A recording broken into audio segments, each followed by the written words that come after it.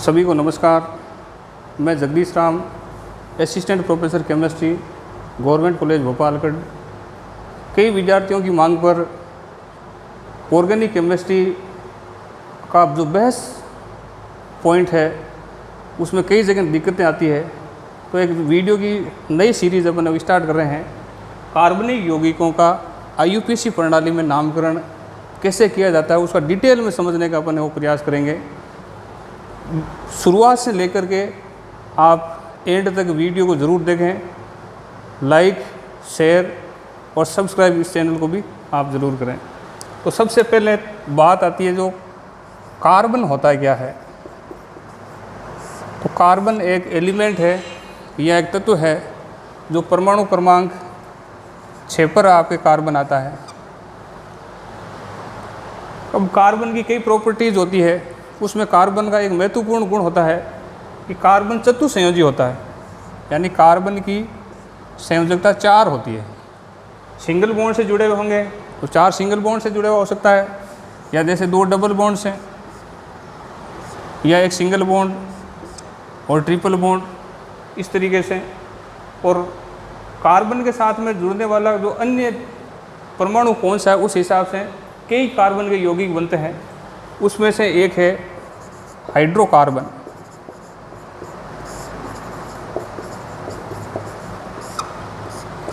Carbon और hydrogen से मिलकर बने यौगिक हाइड्रोकार्बन कहलाते हैं। तो कार्बन के साथ में हाइड्रोजन जुड़ेगा तो हाइड्रोजन की हमेशा संयोजकता 1 होती है। तो कार्बन के हाइड्रोजन के साथ में अपन अटैच करके कई संरचनाएं कैसे बना सकते हैं वो अपन यहाँ समझेंगे। उससे पहले कुछ और जो परमाणु है उसकी वैलेंसी के बारे में भी आपको नॉलेज होना चाहिए। जैसे ऑक्सीजन होता है उसकी संयोजकता 2 होती है। नाइट्रोजन की जो संयोजकता होती है वो 3 होती है।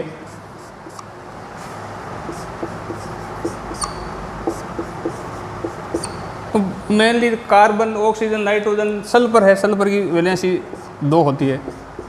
तो कार्बन, ऑक्सीजन, नाइट्रोजन, उन सारी आपको वैलेंसीज का पता है। तो कार्बन का एक और महत्वपूर्ण गुण होता है, वो होता है कार्बन में श्रृंखलन की प्रवृत्ति होती है, यानी चेन फॉर्मेशन होती है इसमें। कार्बनिक यौगिकों में कार्बन कार्बन कार्बन इस तरीके से जुड़ करके चेन का निर्माण होता है। जैसे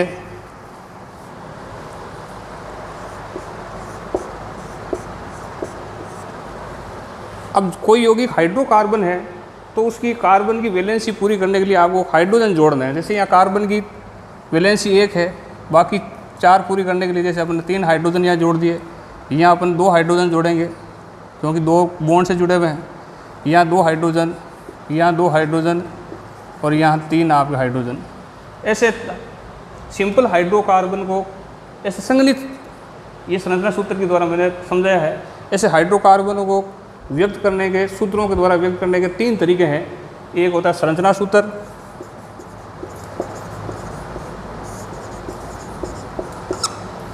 एक संगठित संरचना सूत्र,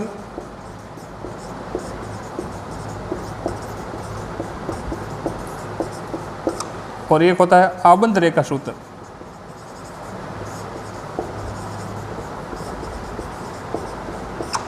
तो पहले एक बार इनको आपने वो समझ लेते हैं। संरचना सूत्र का मतलब होता है पूरे जितने भी किसी यौगिक में कौन कौन से परमाणु जुड़े हुए हैं उनको पृथक पृथक दर्शाना। जैसे इसका संरचना सूत्र बनाएंगे तो कार्बन पर, इस पर 3 हाइड्रोजन है, ये C, ये जैसे 2 हाइड्रोजन पूरे लिखे।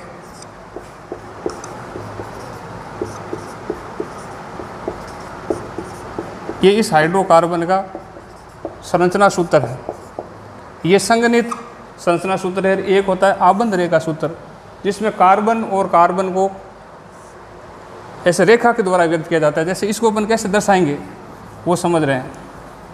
जैसे इसमें 1 2 3 4 5 कार्बन है, 1 2 3 4 5। तो इस हाइड्रोकार्बन को इस आबंध रेखा सूत्र के द्वारा अपन व्यक्त कर सकते हैं। तो कोई भी जो यौगिक का संरचना सूत्र दिया जा सकता है, संगठित संरचना सूत्र दिया जा सकता है, या आबंध रेखा सूत्र दिया जा सकता है। ऐसे यौगिकों का नामकरण करने की कई पद्धतियाँ प्रचलित थी, जैसे रूढ़ पद्धति, व्युत्पन्न पद्धति। उस पर अपन चर्चा नहीं करके अपन का जो वीडियो सीरीज ये चल रही है वो केवल IUPAC प्रणाली में कैसे नामकरण किए जाते हैं उसको अपन डिटेल में समझने का प्रयास कर रहे हैं।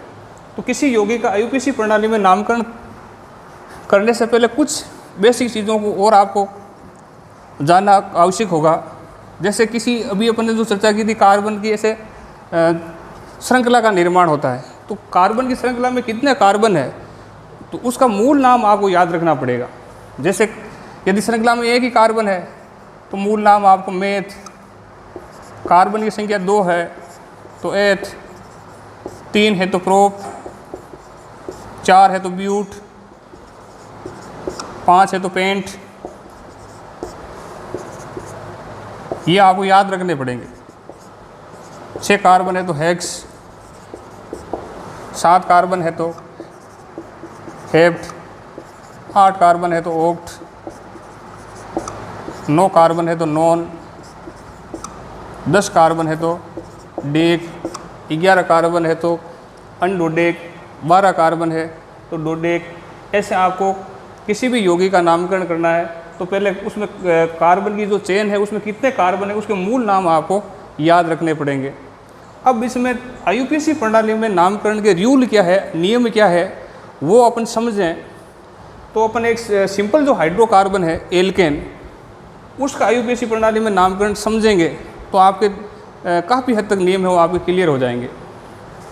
तो अपन सबसे जो मूल हाइड्रोकार्बन होता है एल्केन, उसका आईयूपीएसी प्रणाली में कैसे नामकरण करते हैं, उसके क्या रूल है वो अपन समझें। एल्केन का आईयूपीएसी प्रणाली में नामकरण,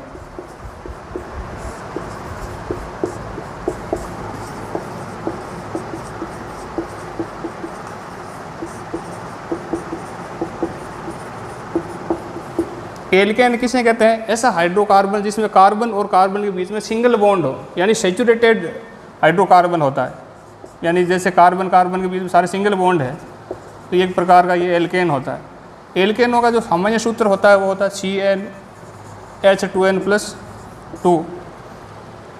तो एल्केनों का आईयूपीएसी प्रणाली में नामकरण करेंगे, जैसे कोई सांख्यिक नहीं है तब तो आप सिंपल सीधा लिख सकते हैं। जैसे 1 2 3 कार्बन है, 3 कार्बन है तो उसका मूल नाम अभी आपको बता रहे थे प्रोप, और इसमें जो अनुलग्न लगेगा या जो सफिक्स लगता है वो एन लगता है हाइड्रोकार्बन में, तो आप इसमें एन जोड़ देंगे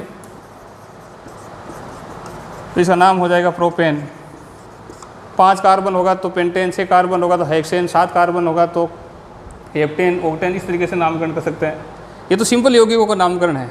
अगर कोई ब्रांच हो जाता है, शाखित हो जाता है, तब उसका नामकरण कैसे करोगे? तब आपको आईयूपीएसी के पूरे नियमों की आपको ज़रूरत पड़ेगी। तो हाइड्रोकार्बन का आईयूपीएसी प्रणाली में नामकरण करेंगे, एल्केन का, किसी भी यौगिक का आप आईयूपीएसी प्रणाली में नामकरण करें उसमें आपको 3 नियम याद रखने पड़ेंगे। सबसे पहले लंबी कार्बन श्रृंखला का चयन,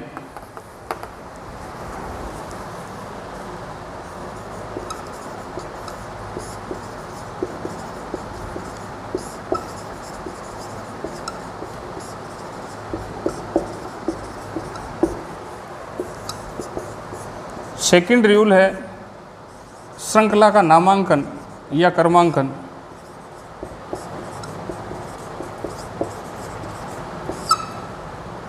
और थर्ड जो होगा नामकरण। सबसे पहले अपन इस रूल के बारे में या इस नियम के बारे में डिटेल से समझेंगे कि किसी भी एल्केनों का आईयूपीएसी प्रणाली में नामकरण करते हैं तो सबसे पहले आपको क्या करना है? लंबी कार्बन श्रृंखला का चयन करना है। जैसे मैं उदाहरण की सहायता से इन तीनों नियमों को आपको समझाने का प्रयास कर रहा हूँ।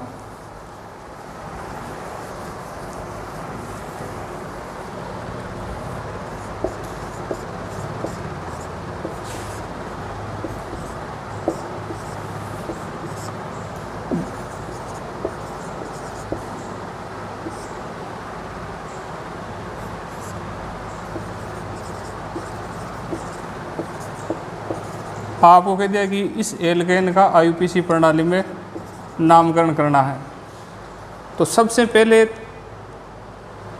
अभी आपको बता रहे थे, पहला काम आपको है लंबी कार्बन श्रृंखला का चयन करना।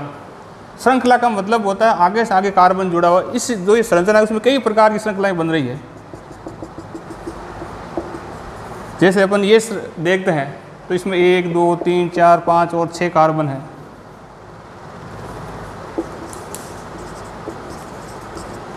एक ये इधर से अपन देखते हैं तो 1 2 3 4 5 6 कार्बन है। ये वाले देखते हैं 1 2 3 4 5 6 7, तो ये ऊपर वाली जो श्रृंखला का चयन करेंगे इसमें 6 कार्बन ही है। तो ये श्रृंखला का चयन करके आपने नाम लिख दिया तो वो गलत हो जाएगा।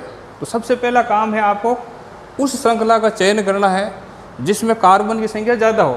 तो अपन इस यौगिक का नामकरण करेंगे तो आपको इस श्रृंखला का चयन ही करना होगा, या कोई सेम कार्बन वाली हो सकती है, वो आपकी अलग बात है। तो सबसे पहला नियम आपके लंबी कार्बन श्रृंखला का चयन करना। अब कई ऐसी बात आती है कि कार्बन की संख्या बराबर होती है और वो लंबे कार्बन वाली होती है, उस स्थिति में आपको कौन सी श्रृंखला का चयन करना है वो मैं आपको एक उदाहरण की सहायता से समझाने का प्रयास कर रहा हूँ।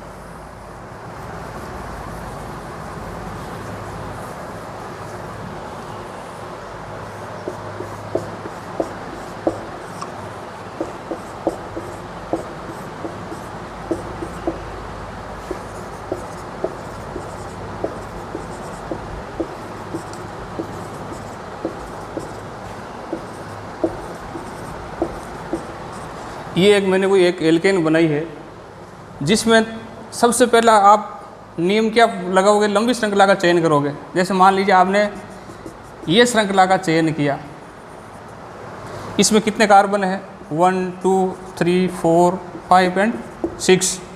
एक आप ये वाली श्रृंखला का चयन करेंगे, इसमें भी 1 2 3 4 5 और 6 कार्बन है। तो आप लोगों के ये कन्फ्यूजन हो जाएगा कि अब ये वाली श्रृंखला का चयन करें, ये वाली श्रृंखला का चयन करें, क्योंकि एक आपको एक चीज़ और समझना है, प्रतिस्थापी समूह।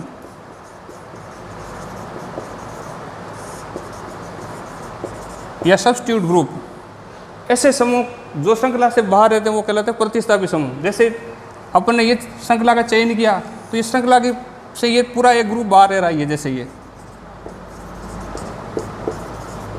तो ये एक प्रतिस्थापी समूह है।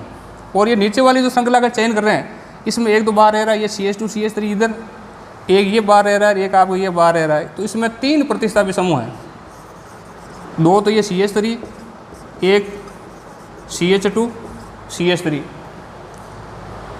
तो एल्केन का IUPAC प्रणाली में नामकरण करते हैं तो जो फर्स्ट रूल है लंबी कार्बन श्रृंखला का चयन करना। तो सबसे पहले आप लंबी श्रृंखला का चयन करोगे, लेकिन यदि आपकी ऐसी कंडीशन हो जाए कि 2 भिन्न भिन्न कार्बन वाली अलग अलग प्रकार की श्रृंखलाएं हो, उस स्थिति में उस श्रृंखला का चयन करना है जिसमें प्रतिस्थापी समूहों की संख्या ज़्यादा हो।